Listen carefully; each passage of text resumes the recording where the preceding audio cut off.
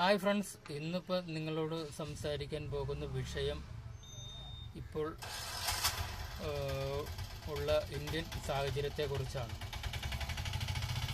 ഫസ്റ്റിലത്തെ മൻമോഹൻ സിംഗ് സർക്കാരിൽ ഇടതുപക്ഷത്തിന് 60 സീറ്റിൻ്റെ അടുത്തുണ്ടായിരുന്നു. അത് കഴിഞ്ഞിട്ട് ഇടതുപക്ഷം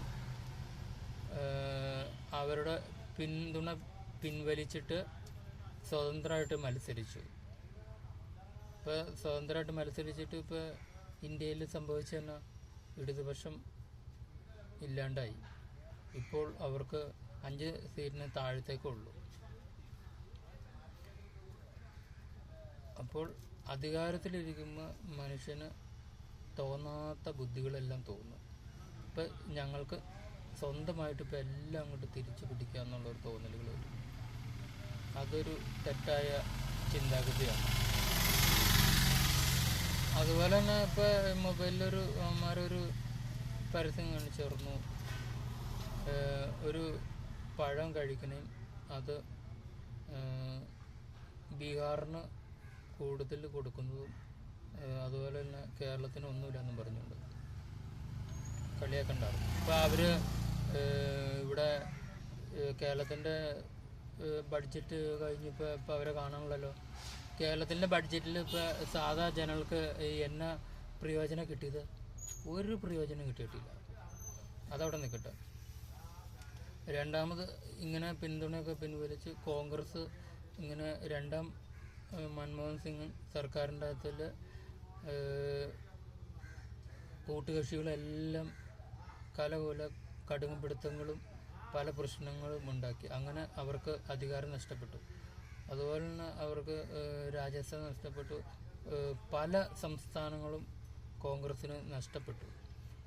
കോൺഗ്രസും കടുംപിടുത്തമൊക്കെ കുറച്ചിട്ട് എല്ലാ സഖ്യകക്ഷികളായിട്ടും ചർച്ചകൾക്ക് തയ്യാറായി പ്രവർത്തിക്കേണ്ടിയിരിക്കും.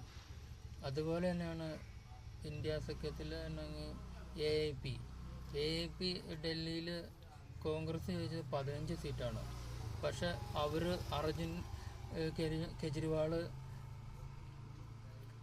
ഒരു വിട്ടുവീഴ്ചയ്ക്കും തയ്യാറില്ല. ഇപ്പോൾ രണ്ടുപേരും മത്സരിച്ച് ഇപ്പോൾ രണ്ടുപേർക്കും ഇല്ലാണ്ട് അവിടുത്തെ അധികാരം നഷ്ടപ്പെട്ടു കഴിഞ്ഞപ്പോൾ അരവിന്ദ് കെജ്രിവാളൊക്കെ പറയുന്നത് കോൺഗ്രസ് ശക്തമായിട്ട് പ്രവർത്തിച്ചില്ലെന്ന്.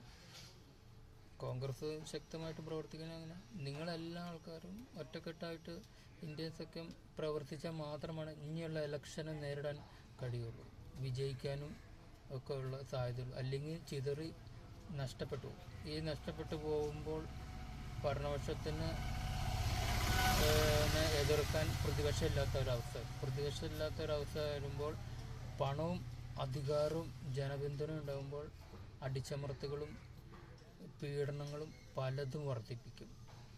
അതൊക്കെ അവസാനിപ്പിക്കണമെങ്കിൽ പിന്നീട് ഭയങ്കരമായ പ്രശ്നങ്ങൾ ഉണ്ടാക്കേണ്ടിയിരിക്കും.